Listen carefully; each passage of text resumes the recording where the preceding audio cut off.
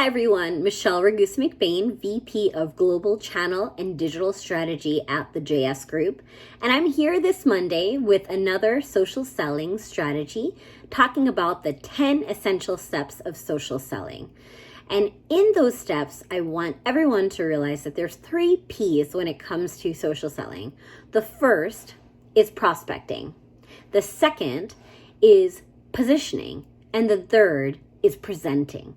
And it is critical that in your efforts, you understand there's no magic pill. I would love to tell you there's a silver bullet and you get on social, you post some content and sales magically appear. That would be a lie, because with anything in life, it takes dedication, work, and effort. It takes you doing homework and research and getting to know your prospects and clients better and positioning things that will help them and add value for them. So you really need to understand, as we go through these cycles, the top 10 essential steps. So the first is find your audience. Whether it's the geographic region or the vertical or the industry or sub-industry or the decision makers, you need to narrow down who it is you're trying to talk to and how you're trying to form your conversation and your introductions. So while you're providing great content, if you don't have the right people reading it, it's pretty useless. And if you have great connections, but you're not engaging or posting great content, well, that's pretty useless as well. So the two have to be married together in order to be successful. Number 2, you have to join in the conversation. We know there's a lot of voyeurs, and maybe you're one of them. But as you go through the process of analyzing, who am I? Am I a lazy liker? Am I a voyeur? Am I just checking my connections and not really engaging or connecting with any of my prospects on social media? Then that's a bigger problem. So you really want to listen and learn. And before you can position products that you love, you need to know what products they love. What is the technologies that they're favoring right now? What is in their network, and how do they feel comfortable or confident with those products, and what are their pain points? So you have to do a lot of social listening as to what works and what doesn't before you even get to the point where you're trying to sell them something. Number 3, you want to offer value. And this is probably the most important thing that is often missed in social selling. You should have a lot of the content that they're looking for, whether it be white pages or brochures or ebooks or blogs or articles, redirecting back to your website with an information to capture some contact information of theirs. What is their name? What is their email? What is their phone number? It doesn't have to be a long, comprehensive, or extensive form, but there should be some sort of capturing of information, because as you're providing their value and they're researching, you want to be able to follow back up with them. So it is really important to get that information so that you can close that circle and loop. The fourth thing you have to think about is you want to use tools to position yourself around those gatekeepers, those people that lock the door and don't want to let you in because there's a lot of noise and clutter. How do you get around them is by figuring out who the right people are online within that organization that you should be connecting with. As an example, if you go on to Twitter and you look at a company and you follow who that company follows, more often than not, the people that they're following are decision makers or influencers in that company or in that product line or solution or service.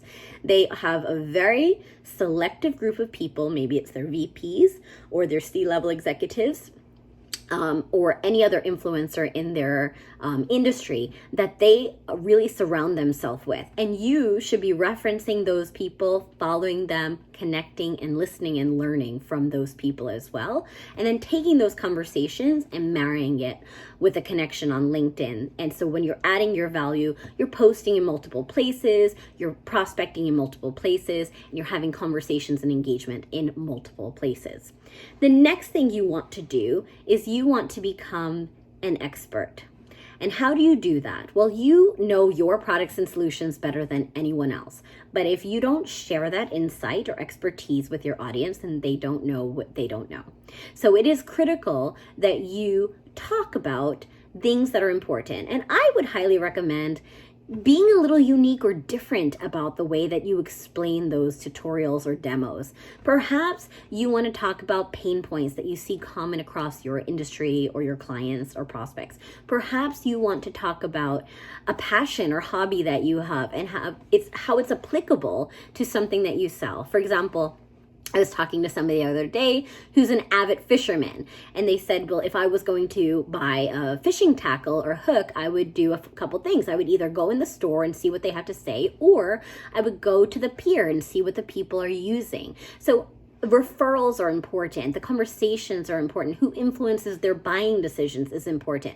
And you want to be very aware of who those people are so that they all are hearing your messaging and they're understanding, and you're simplifying and shortening your buying cycle through cementing your expertise. You also want to differentiate from the competition. Your company, your products and services and solutions have unique qualities, and social media makes it very easy to share what those differences are.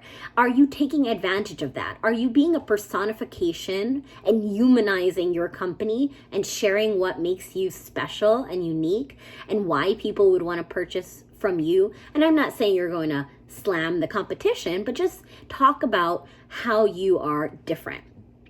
The other thing you want to think about is accessing prospects' needs and asking the right questions. So when you've moved past this journey enough and you're in the point where you're positioning your products and solutions and you have broken the icebreakers and you understand a little bit more, you want to be asking very poignant questions to understand what they need. Now you know what they like and how they feel. What do they need? What is the missing pieces to the puzzle that you can help provide a solution that will help make them lower their cost or more efficient or effective or secure or give them peace of mind? Whatever it is that they're looking for, how can you help them solve for that? And then you also, of course, want to deliver presentations. So at this point of the journey, you want to make sure that you are talking to the right people, that you're setting up some sort of video conference. And I think, honestly, versus traditional phone calls, there's something really special about seeing somebody's face and getting to know them better and understand you're still, despite COVID or anything else where we're a little bit separated still, depending on where you are located. And even though some states are beginning to open for their own employees, they might not be welcoming in strangers anytime soon. So you want to be very transparent and have the ability to still have that human connection and personal touch, both in your messages, in your conversations, and in your presentations and personalized video conferencing, etc. And then you want to, move the journey. You want to ask for the sale. What are the traditional tactics that you would do to move the needle? And are you doing those in a virtual platform as well? So, at the end of the day, trust does not happen overnight, and we know that, and it doesn't happen overnight on social media either. So it's not just because I'm online social selling now suddenly everyone's going to believe in me and trust in me. It's going to happen slowly over time, based upon the value and engagement and conversations and reliability that you are showing those prospects that you have, what differentiates you and what makes you special. And then over time, you want to, of course, move it from a conversation to a sale, right? And then from there, the most important factor is to spin off and sell. So 88% of customers prefer to start their buying journey with recommendations from within their network. That's 88%. So if you have a solid lead that you've closed and you've worked with and they can recommend you, there's nothing more powerful than that positive word of mouth and referral. So at the end of the day, those are our top 10 reasons and essential steps to being successful in social sales. There's no magic pill, but with the right work and effort, you can absolutely be successful. And our team is more than happy to help. If you have any questions, please reach out and let me know. Have a great day and a great week. Take care.